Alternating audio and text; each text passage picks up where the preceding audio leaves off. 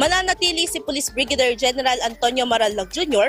bilang Regional Director ng Police Regional Office 2 matapos makansela ang nakatakdang turnover of command ceremony sa Camp Atduro, Tuguegarao City. Ayon sa Pro2, ang kanselasyon ay alinsunod sa direktiba ng National Headquarters ng PNP. Dahil dito ipagpapatuloy ni Maralog ang pamumuno sa mahigit 9,000 kapulisan sa lambak ng Cagayan. Itinalaga si Police Brigadier General Maralog bilang direktor ng Pro2 noong September 24, 2024 kapalit ni Police Brigadier General Christopher Birung na ngayon ay pinuno ng Philippine National Police Academy. Tiniyak ng Pro2 na ipagpapatuloy ni Police Brigadier General Maralog ang mga nasimulan niyang programa para sa kapayapaan, kaayusan at kaligtasan ng publiko sa rehiyon. Samantala, isinagawa pa rin ang Arrival of Honors bilang pagsalubong kay Police Major General Ronnie Francis Carriaga ng Area Police Command Northern Luzon na dapat sanay mga ngasiwa sa seremonya ng pagpapalit ng pamunuan.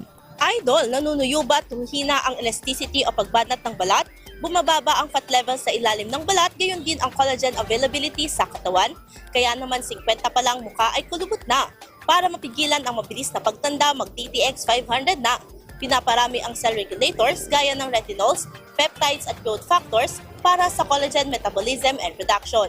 Sa TTX 500, hindi lang balat mo ang magiging makinis kundi ang selula ng iyong buong katawan. Para maging healthy, mag-TTX 500 palagi. Para sa IFM News, ako si Idol Sena Mariactang, Idol. IFM News.